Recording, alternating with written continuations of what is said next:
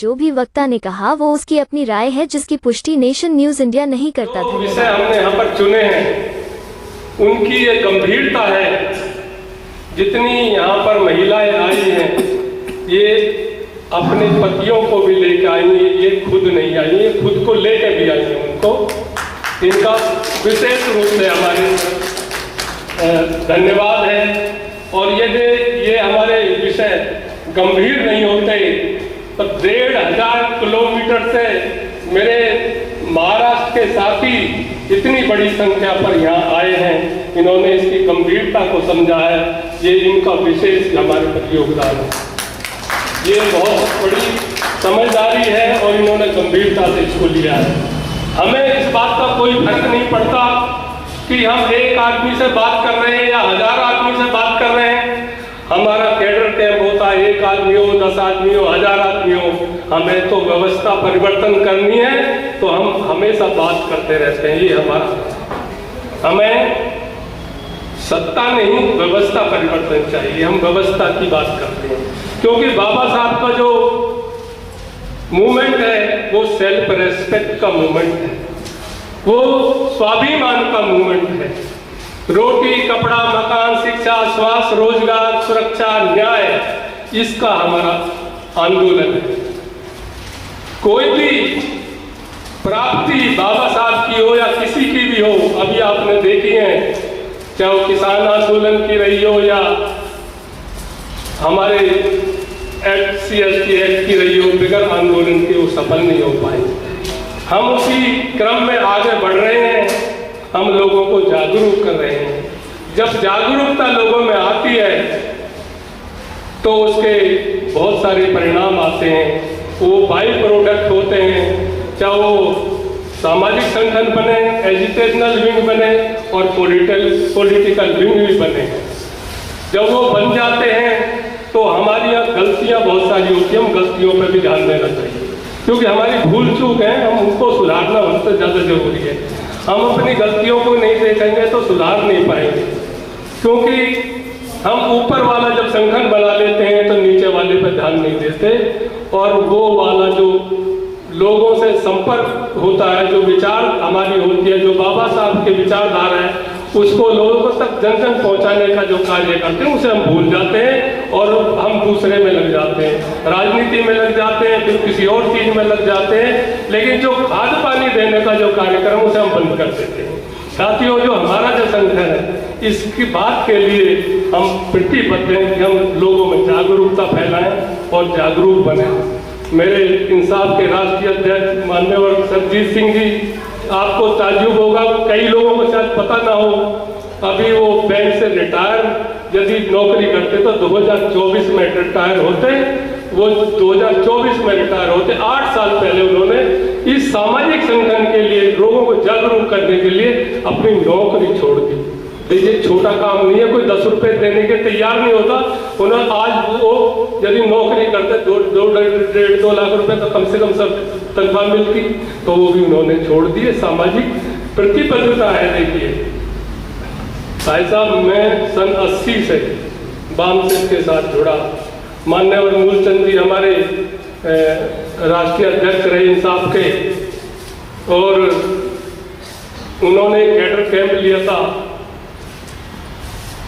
गाजियाबाद में। तभी से मुझे लगा कि ये संगठन कामयाब है और ये लोगों में जागृति पैदा करेगा, बाबा साहब के कारवां को ठीक कर पाएगा। वो चला कारवां, क्योंकि जो पिछड़े लोग हैं उनको इस बात का एहसास नहीं है कि हम पिछड़े हैं। यही मूवमेंट वामसेन ने चलाई, उसी को आज इंसाफ चलाना। पिछड़ों को पिछड़ापन का एहसास नहीं है, ये हमारी मूल समस्या है। यदि ये हम जान जाएं कि हम पिछड़े हैं, हम किस कारण से पिछड़े हैं, क्या हमारी वजह है, तो उसी से हम अपने को ठीक कर सकते हैं। ये हमारी समस्या है।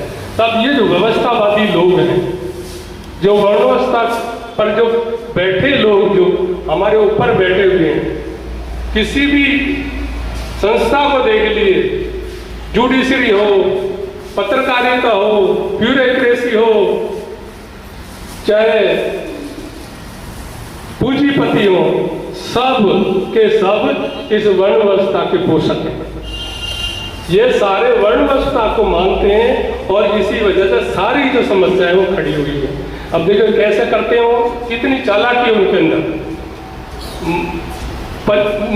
हरियाणा की एक यूनिवर्सिटी है, उस हरियाणा की यूनिवर्सिटी में एक महिला ब्राह्मण को 20 नंबर का इंटरव्यू में 22 नंबर दे दिए जाते हैं।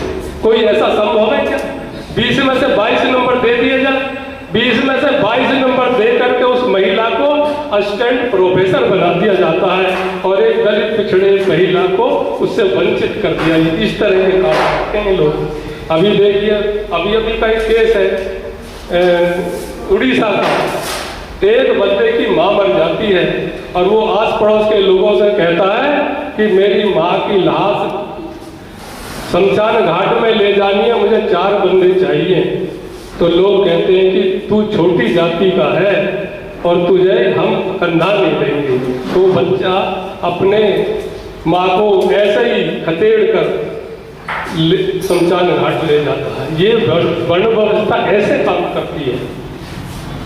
एक हम लोग बुद्ध की संस्कृति के लोग हैं, श्रमण संस्कृति के लोग हैं, मेहनत करने वाले लोग हैं। हमारे लोग अपने लिए नहीं सबके लिए काम करते हैं। आपने दशरथ मांझी का नाम सुना होगा। दशरथ मांझी की पत्नी बगैर इलाज के मर जाती है, लेकिन वो कहता है कि ठीक है मेरी पत्नी तो मर गई, वो चाहता तो मुझे क्या लेना जाना किसी से। 20 साल तक छेड़ी हथौड़ा ले करके छेनी और हथौड़ा से एक 20 किलोमीटर लंबी सड़क बना देता है, अपने लिए नहीं बनाता। वो कौन है? वो मेरे समाज का आदमी है, मेरे परिवार का आदमी है। वो सबके लिए काम किया।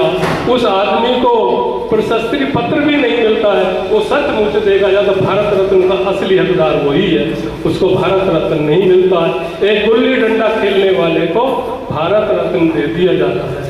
साथियों, बहुत सारी बातें हैं।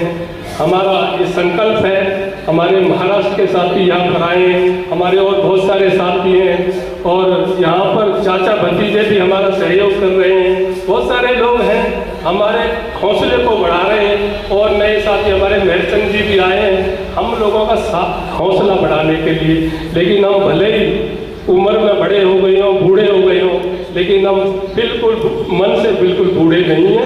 हम अभी भी काम करते रहेंगे, ये कारोबार न रुकने देंगे, न थकने देंगे, किसी भी कीमत पर ये कारोबार रुकेगा नहीं। हम इस काम को हमेशा करते रहेंगे। आप सबका बहुत बहुत शुक्रिया, यहाँ की बुद्ध विहार समिति का बहुत बहुत शुक्रिया। हमारे सभी साथी, अभी जो चुन्नीलाल जी हमारे जो बहुत कर्मठ कार्य करता है, कोई समय नहीं इनके लिए, कोई पेमेंट नहीं, कोई इनके लिए कोई अवार्ड नहीं, लेकिन काम ही करते रहते हैं। मैं भी ऐसा ही हूँ, मेरे पे भाषण देना नहीं की तरह मेरे पे भाषण देना नहीं आता, मैं भी ऐसा ही हूँ और काम करने का तो मुझे ऐसे काम करता रहता हूँ। और हमारे राहुल साहब तो एक्सपर्ट हैं भाई, देखो संचालन में आपने देख लिया होगा, शुरू से संचालन करते रहे, वाम से काम करते रहे। मोहीराम जी हैं, डॉक्टर साहब हैं, बहुत सारे साथी हैं हमारे जो बहुत हमें सहयोग कर रहे हैं, हमारा हौसला। Press the bell icon on the YouTube app and never miss another update.